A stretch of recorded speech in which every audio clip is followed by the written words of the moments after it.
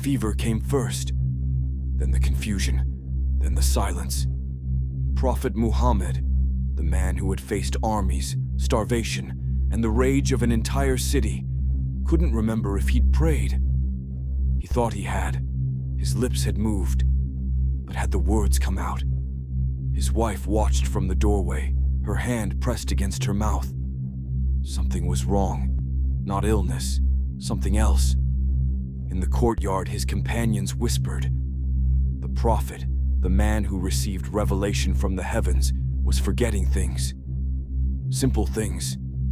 He would ask for water, then forget he'd asked. He would walk toward the mosque, then stop mid-step, confused about why he'd left his home. And then they found it. 11 knots, hidden at the bottom of a well. Hair strands twisted into wax, a comb with teeth missing. String soaked in something dark.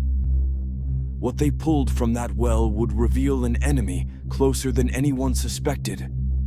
One who had walked through his doors, eaten his food, smiled to his face, and what happened next would birth the most recited protection in human history. This was the most powerful man in Arabia, the one who had united tribes that had killed each other for centuries, the one who kings wrote letters to and emperors feared. He had survived assassination attempts, poison, and siege. But now, he couldn't finish a sentence without pausing, searching for words that had always come easy. Doctors examined him. Herbs were prepared. Prayers were whispered by those who loved him. Nothing worked. Because this wasn't a fever, this wasn't an infection.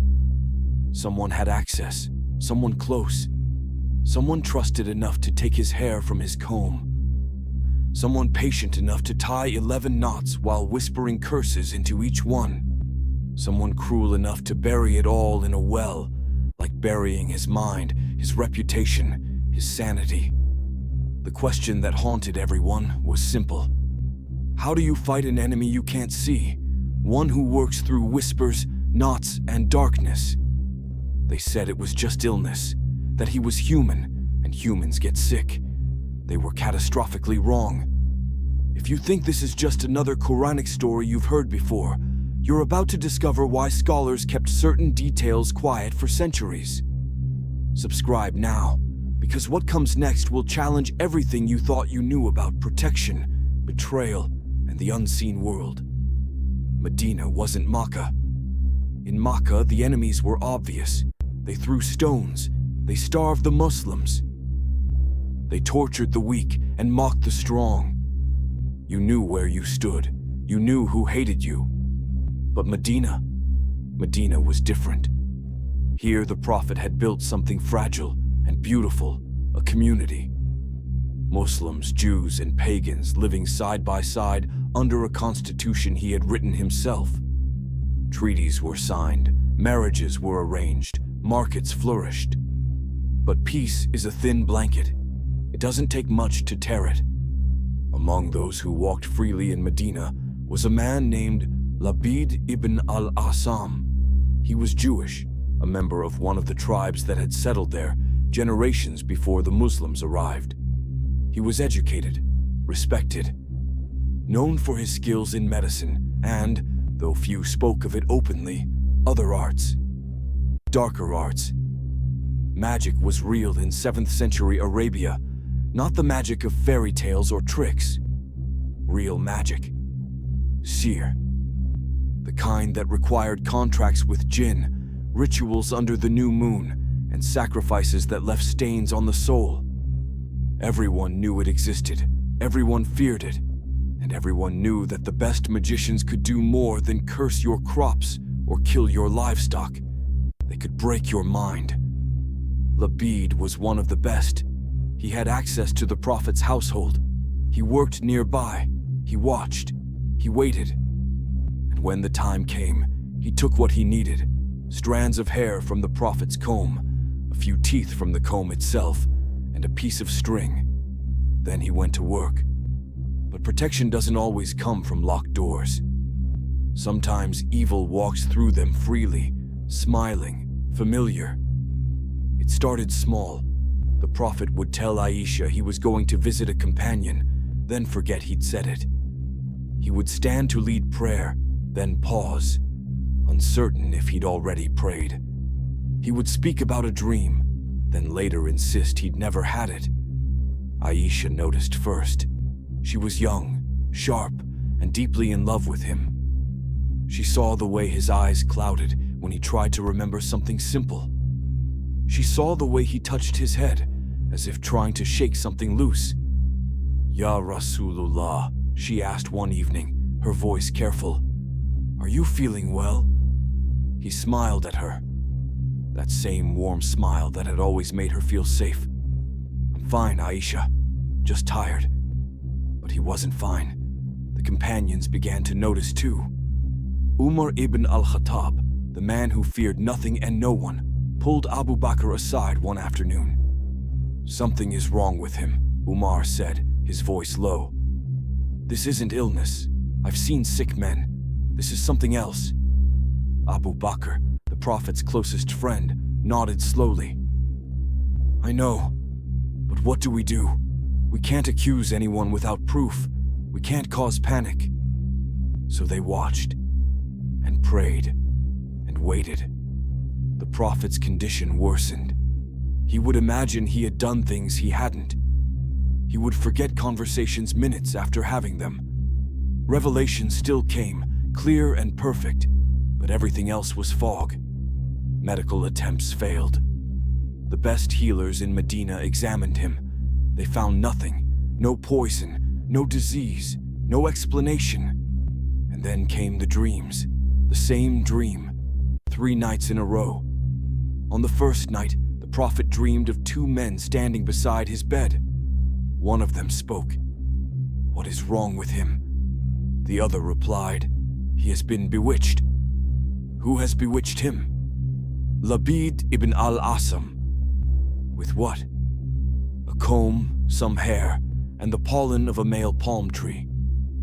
Tied into 11 knots and hidden in the well of Dharwan." The Prophet woke in a sweat. He said nothing. Dreams could be many things.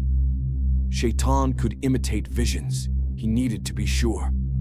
The second night, the same dream, word for word, image for image. The third night, it came again. But this time one of the men was brighter, his presence overwhelming. The Prophet recognized him, Jibril, the angel who had brought every revelation for 13 years. This wasn't a dream. This was instruction. The next morning, the Prophet gathered a small group of companions, Umar, Ali, and a few others. He told them what he'd seen. He told them where to look. "The well of Dharwan," he said. "Whatever is there, bring it to me." They rowed out immediately. The well wasn't far from the city, but it was old, rarely used, its water dark and still. Ali descended first, rope tied around his waist, torch in hand. The water was shallow.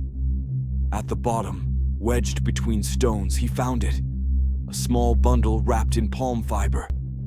He pulled it up, dripping, foul-smelling. They unwrapped it in silence. Inside, strands of hair, the Prophet's hair, a comb with several teeth missing, and a string tied into 11 knots, each one tight, deliberate, soaked in beeswax and something else. Something that made the air feel heavier. Umar's hand went to his sword. "Labid," he growled. "I'll bring his head." But the Prophet raised his hand. "No. No." Umar's voice cracked with fury. "He tried to destroy you. He tried to destroy Islam. And you say no?" The Prophet looked at the bundle in Ali's hands. His face was calm, but his eyes were distant. "Revenge is easy, Umar. It satisfies the ego. But it doesn't heal the wound. Then what do we do?" The Prophet closed his eyes. "We wait. The cure is already coming." But the cruelty wasn't in the magic itself. It was in where it came from. Labid ibn al-Asam wasn't some random enemy. He wasn't a stranger from a distant land. was here, in Medina, among them. He had been hired by members of the Jewish tribes that had signed treaties with the Muslims but secretly resented their growing power. They didn't want war. War was messy, expensive, uncertain. But if the Prophet could be broken from the inside, if his mind could be shattered, his credibility destroyed, then Islam would collapse without a single sword being drawn.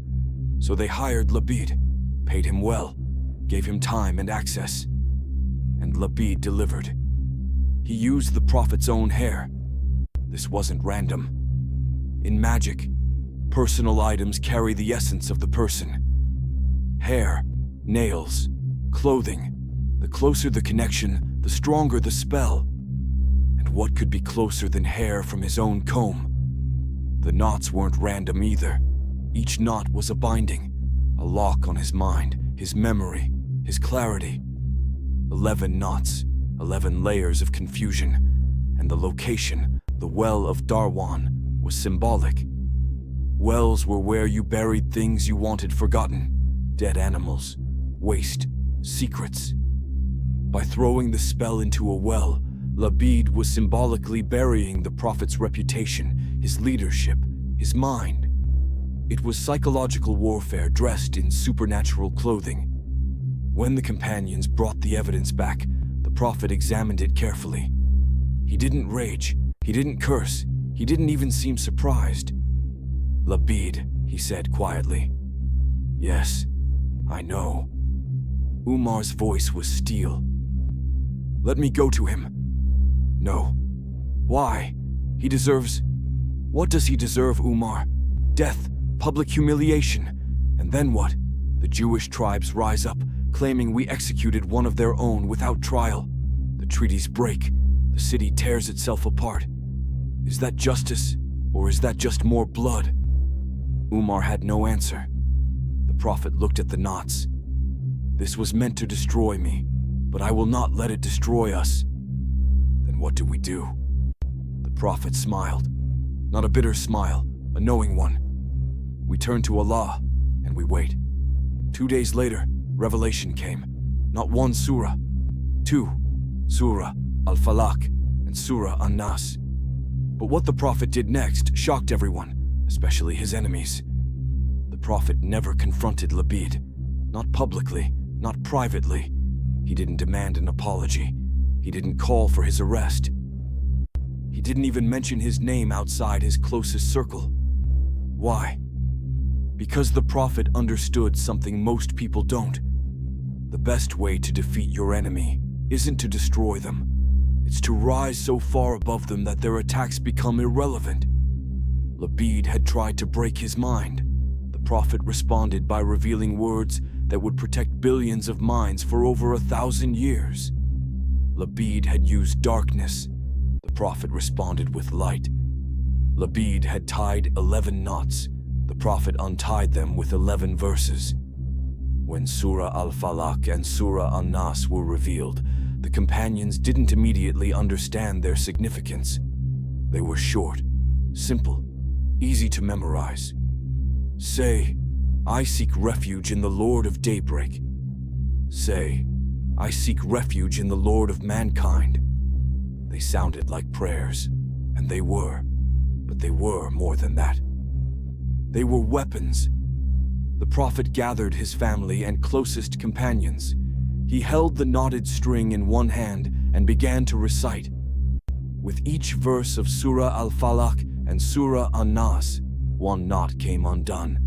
Not by his hand, by itself. One verse, one knot, another verse, another knot.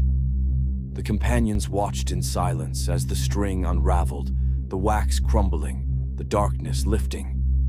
By the time the final verse was recited, the string lay loose and powerless in his hand. And the Prophet's eyes, clouded for weeks, cleared. He looked at them and smiled. "It's gone." The fever broke. The confusion vanished. The Prophet was himself again. But the surahs weren't just reactive. They weren't just a cure for one man's curse. They were proactive, eternal, universal. Because what worked for the prophet in his darkest moment works for you in yours. Most people recite An-Nas without knowing the terror that birthed it. That's exactly why protection feels like just words instead of a shield. Don't be someone who scrolls past the story behind your own defense. Subscribe so you never recite blindly again. Here's what most people miss about Surah An-Nas. It wasn't just about breaking a spell. It was about understanding the nature of evil itself. Let's break it down. Every word, every layer. Say, I seek refuge in the Lord of mankind. Why Lord of mankind specifically? Because the threat isn't just against Muslims, it's against all of humanity. Jinn whisper to everyone. Envy exists in every heart. The prophet could have said, Lord of the believers. But he didn't. Because this protection is universal. The king of mankind. Sovereignty. Labid thought he had power. He thought his magic gave him control. But kingship belongs to Allah alone. No spell, no knot, no whisper can override divine authority. The God of mankind. This is the third layer of emphasis. Lord, King, God. Why 3 titles? Because the enemy attacks from 3 angles. Your provision, Lord, your circumstances, King, and your faith, God. The protection must be complete. From the evil of the whisperer who withdraws. This is the key. Shaitan doesn't shout. He doesn't force. He whispers. And when you pay attention to the whisper, he withdraws, letting you think the thought was your own. That's his method. That's always been his method. Who whispers into the breasts of mankind? Not into your ears, into your chest, your heart, your core. This is where doubt lives, where fear breeds, where envy takes root. The battlefield isn't external, it's internal. From among the jinn and mankind. Because evil has 2 sources. Jinn whisper from the unseen, humans whisper from the seen. Labid was human. His magic called on jinn, both threats, both covered. When the prophet recited these verses, he wasn't just undoing knots. He was diagnosing the entire structure of spiritual attack and providing the cure. And here's the twist scholars debate to this day. Did the magic actually affect the prophet's mind, or did it only affect his perception of his mind? Some say the magic was real, that it caused genuine confusion and forgetfulness. Others say Allah protected the prophet's mind completely, but allowed him to feel as though he was affected, so he would experience what his ummah would experience, so he would seek refuge the way they would need to, so the revelation would come with empathy embedded in it. Either way, the psychological torment was real, the fear was real, the helplessness was real. And the solution wasn't violence, it wasn't confrontation, it wasn't revenge. It was divine words, simple, accessible, powerful. Labid lived. He was never punished publicly. He walked the streets of Medina, probably expecting retaliation, waiting for soldiers to drag him out of his home. They never came. The prophet's mercy became the greater miracle. The enemies waited for retaliation. They got prayers instead. Because Surah An-Nas isn't just a chapter. It's a weapon forged in the prophet's pain and gifted to you. After the prophet's recovery, the companions did something remarkable. They made these surahs a daily practice, not just for emergencies, not just when magic was suspected. Every single day, morning recitations, evening recitations, before sleep, after prayer. Parents taught children, children taught their children. The chain never broke. 14 centuries later, billions of people recite Surah An-Nas without knowing the blood, betrayal, and mercy behind it. A mother in Indonesia recites it over her newborn. A man in Nigeria whispers it before a job interview. A girl in Syria says it when nightmares wake her. They don't know about Labid. They don't know about the well. They don't know about the 11 knots. But the words still work, because the weapon doesn't need you to understand it to protect you. It just needs you to use it. The Medina community learned something that day. Mercy over revenge. Divine solutions over human ones. Long-term protection over short-term satisfaction. They could have killed Labid and felt justice. Instead, they recited words and built a legacy. One choice gave them a day of satisfaction. The other gave them eternity. But here's what they don't tell you.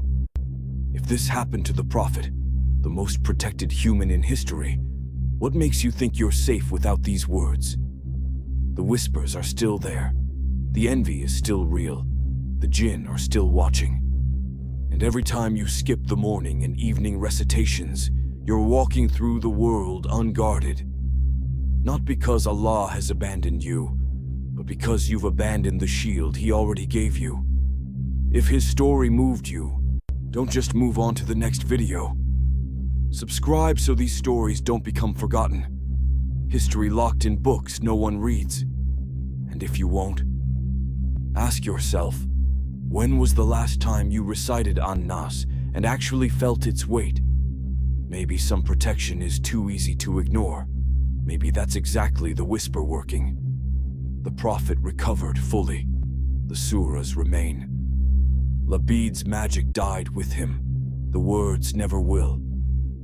1400 years later, a child in a refugee camp recites Qul a'udhu bi rabbin nas before sleeping on a concrete floor. She doesn't know why her mother taught her this. She just knows it makes her feel less afraid. In that moment, she's doing exactly what the Prophet did when 11 knots were choking his mind and an enemy smiled in his face. She's seeking refuge. Every time you recite Qul a'udhu bi rabbin nas, you're undoing knots you can't see. You're fighting whispers you can't hear. You're standing in a tradition that started in a well in Medina and stretches to the end of time. The Prophet forgave the man who tried to destroy his mind, and then he gave you the tool to protect yours. That's not just a story, that's a gift. What protected him protects you.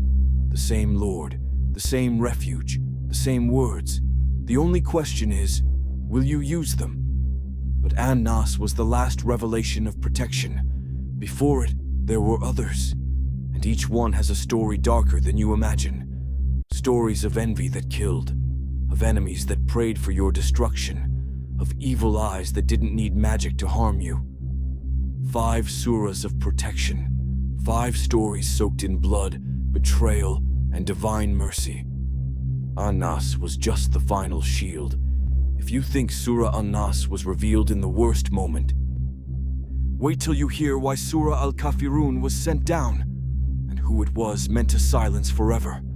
That story next.